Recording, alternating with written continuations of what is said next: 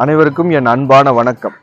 குழந்தைங்கள்லாம் இப்போ பரீட்சை வர நேரம், முழு ஆண்டு பரீட்சை, போர்டு எக்ஸாம்ஸ் எல்லாம் வர்ற நேரம். அதுக்காக எல்லாரும் படிச்சுக்கிட்டு இருப்பீங்க. படிக்கிறதுக்கு மேல ஒரு பயம் இருக்கும்.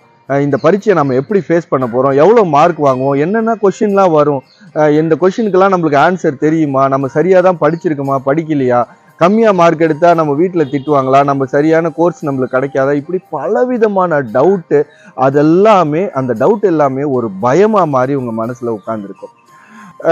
இந்த பயத்தை போக்குறதுக்காக வேண்டி ஒரு வருஷமும் நம்ம நாட்டோட பிரதமர் திரு மோடி அவர்கள் ஒவ்வொரு இந்த மாதிரியான பிப்ரவரி மார்ச் மாசங்கள்ல குழந்தைங்களை கூப்பிட்டு அவங்கள்ட்ட உரையாடி அவங்களுடைய பயத்தை போக்குறதுக்காக நிறைய டிப்ஸ் அவர் கொடுக்குறாரு. இது இந்த வருஷம் 9வது வருஷமா இந்த விஷயத்த அவர் கண்டினியூஸா ஃபாலோ பண்ணிட்டு வராரு. இந்த நேரத்துல இந்த இளைய சமுதாயம், இந்த இளைய குழந்தைகள் அவங்க வந்து ஒரு பயத்தோட போய் ஒரு எக்ஸாமை ஃபேஸ் பண்றாங்க. இந்த எக்ஸாமை ஃபேஸ் பண்றதுல இருக்கக்கூடிய பயம் அவங்களுக்கு வாழ்க்கை மேலையும் டிரான்ஸ்ஃபார்ம் ஆகும். ஒரு விஷயத்த ஸ்டார்ட் பண்றதுக்கோ ஒரு விஷயத்த செய்யறதுக்கோ அவங்க முயற்சி பண்றப்போ அவங்களுக்கு ஒரு பயம் வரும். இந்த பயம் இது நடக்குமா, இது நடக்காதா அப்படிங்கிற ஒரு பயம் அவங்களுக்கு வரும். இந்த பயத்தை எல்லாம் அவர் போக்கணும்னு நினைச்சு 9 வருஷமா இந்த விஷயத்த நடத்திட்டு இருக்காரு. இது 9வது எடிஷன். அதை பரீட்சா பே சர்ச்சான்னு சொல்லிட்டு ஒரு ஹிந்தி நேம்ல அது இருக்கு.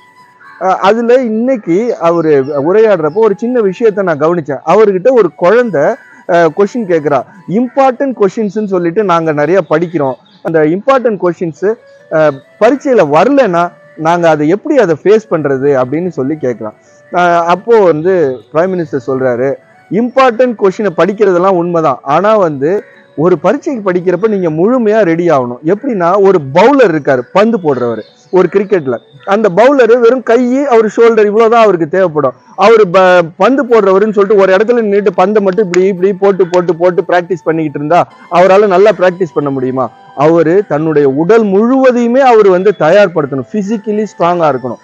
அதுக்கப்புறம் மென்டலி ஸ்ட்ராங்கா இருக்கும். ஒரு இக்கட்டான சூழ்நிலை வர்றப்ப எப்படி பவுலிங் பண்றது அப்படின்னு மென்டலி ஸ்ட்ராங்கா இருக்கணும். அதுக்காக மென்டலா அவர் ப்ரிப்பேர் ஆகணும். அவரு டயட், சரியான ஆகாரத்தை எடுத்துக்கிட்டு தெம்பா இருக்கணும். இப்படி பல விஷயங்கள்ல அவர் கான்சென்ட்ரேட் பண்ணும். ஒட்டு மொத்தமா கான்சென்ட்ரேட் பண்ணாதான் ஒரு பந்து அவர் நல்லா எரிய முடியும். அது மாதிரி நீங்க ஒரு கொஸ்டினை நல்லா எழுதணும்னா ஒட்டுமொத்த லெசனையும் ஒட்டுமொத்த சாப்டர்ஸையும் நீ படிச்சா மட்டும்தான், படிச்சு அதை நல்லா தெரிஞ்சுக்கிட்டா மட்டும்தான் எழுத முடியும்னு சொல்றாரு. ஸோ இதுதான் இம்பார்ட்டன்ட், அதுதான் இம்பார்ட்டன்ட் ஒதுக்கிடாம எல்லா விஷயத்தையும் நல்லா படிச்சு உங்களுக்கு எப்படி வருதோ அப்படி எக்ஸாம் எழுதி நல்லபடியா ஃபியர் இல்லாம இந்த எக்ஸாமை ஃபேஸ் பண்ணுங்க. அன்பு குழந்தைகளே, அனைவருக்கும் வணக்கம். வாழ்க வளமுடன்.